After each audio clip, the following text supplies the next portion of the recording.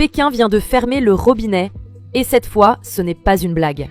La Chine a déclenché l'arme la plus silencieuse, mais la plus dévastatrice de l'histoire moderne, les terres rares.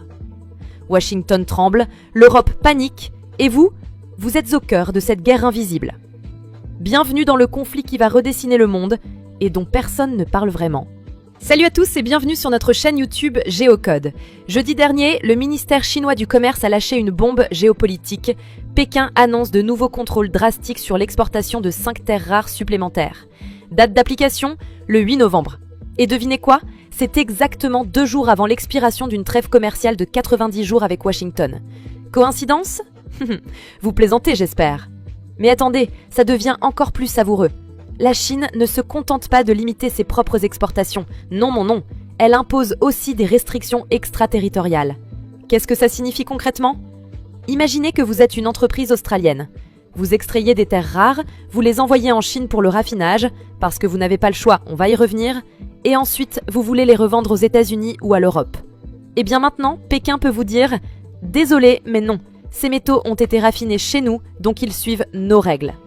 C'est exactement la même stratégie que Washington utilise depuis des années pour bloquer l'accès aux technologies américaines. La Chine a simplement copié le manuel et l'applique avec une efficacité redoutable. Le message de Pékin est cristallin. Vous voulez nous couper de vos semi-conducteurs?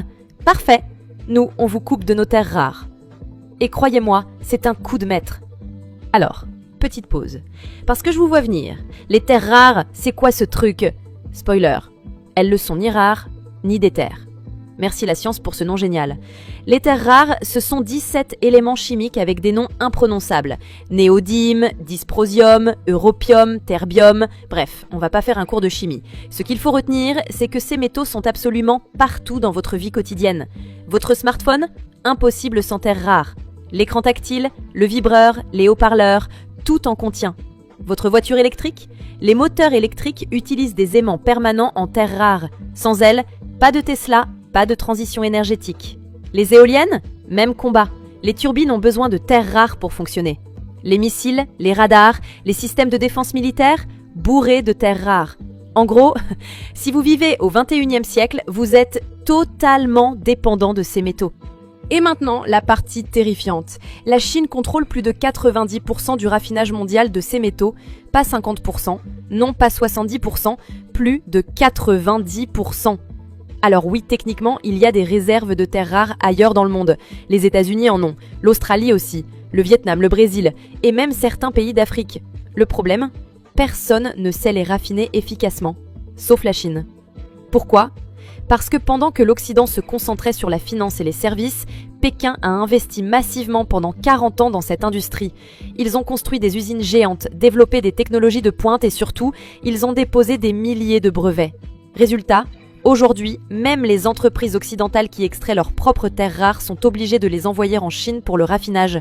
C'est comme si vous cultiviez vos propres tomates, mais que vous deviez les envoyer en Chine pour qu'elles soient transformées en sauce tomate, parce que vous n'avez pas la recette. Absurde? Oui. Réel? Absolument. Alors, pourquoi maintenant ? Pourquoi la Chine décide de frapper en ce moment précis? Retour en arrière. Fin septembre, Washington annonce de nouvelles restrictions sur les exportations de technologies de semi-conducteurs vers la Chine. Officiellement, c'est pour protéger la sécurité nationale. Traduction, les États-Unis ne veulent pas que la Chine devienne autonome dans la fabrication de puces électroniques avancées, parce que oui, les semi-conducteurs, c'est le pétrole du 21e siècle. Qui contrôle les puces, contrôle l'intelligence artificielle, les armes du futur, l'économie numérique. Bref, qui contrôle les puces, contrôle le monde.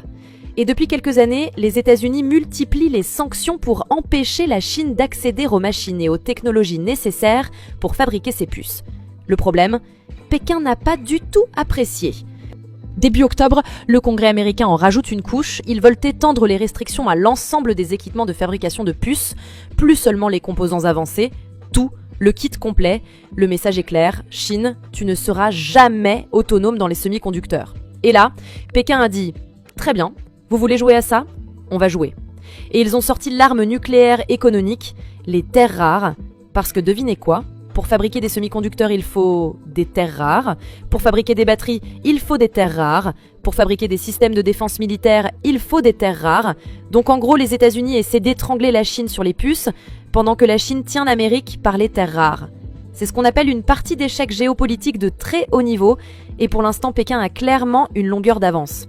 Maintenant, parlons des conséquences concrètes de cette guerre invisible. Pour les États-Unis, Washington est dans une situation délicate.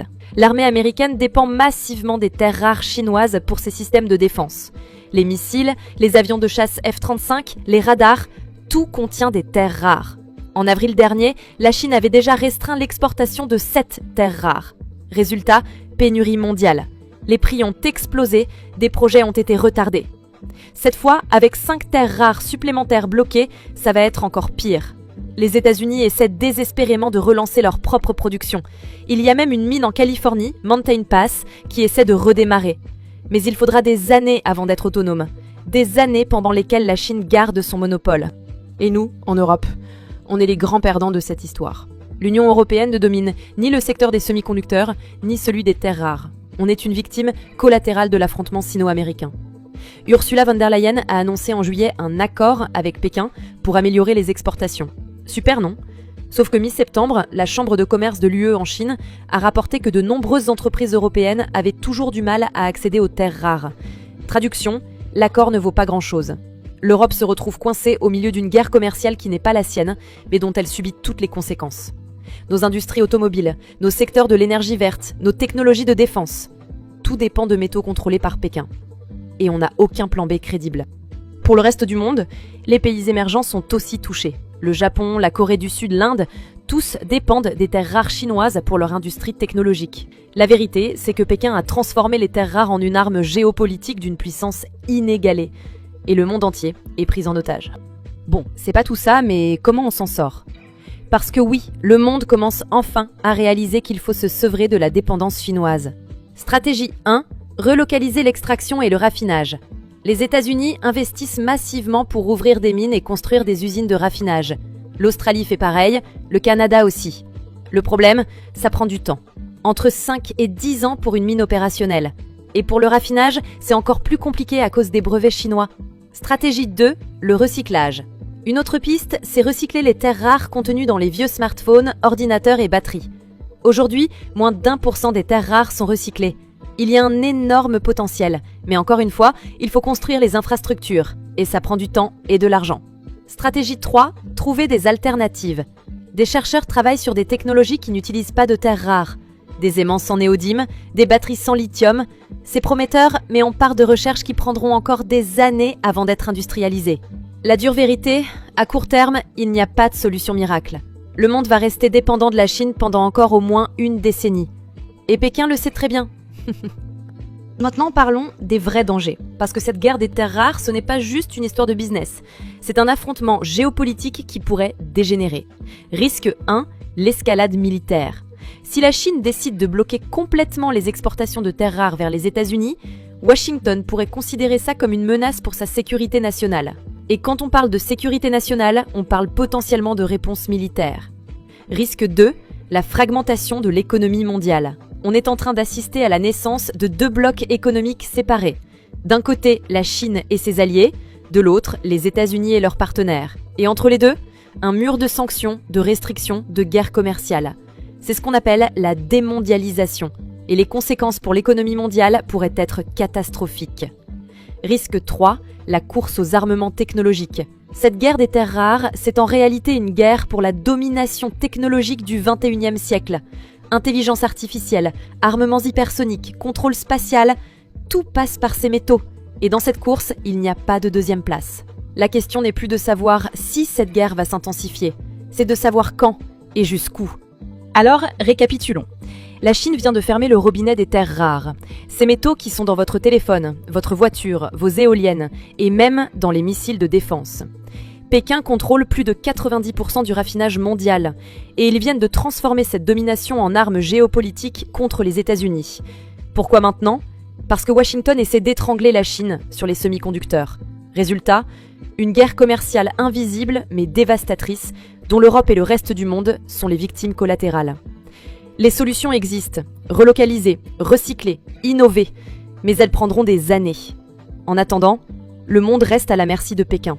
Cette guerre des terres rares, c'est LE conflit du XXIe siècle dont personne ne parle vraiment. Mais maintenant, vous savez. Alors si cette vidéo vous a ouvert les yeux, likez, partagez, abonnez-vous, parce que ce genre d'analyse, vous ne les trouverez pas ailleurs. Et surtout, dites-moi en commentaire, pensez-vous que l'Occident peut vraiment se libérer de la dépendance chinoise, ou est-ce que Pékin a déjà gagné cette guerre? Je lis tous vos commentaires et j'y réponds. On se retrouve très bientôt pour décrypter les coulisses du monde. D'ici là, restez curieux, restez informés et surtout, restez conscients que la géopolitique se joue maintenant dans des métaux dont vous n'aviez jamais entendu parler. À très vite!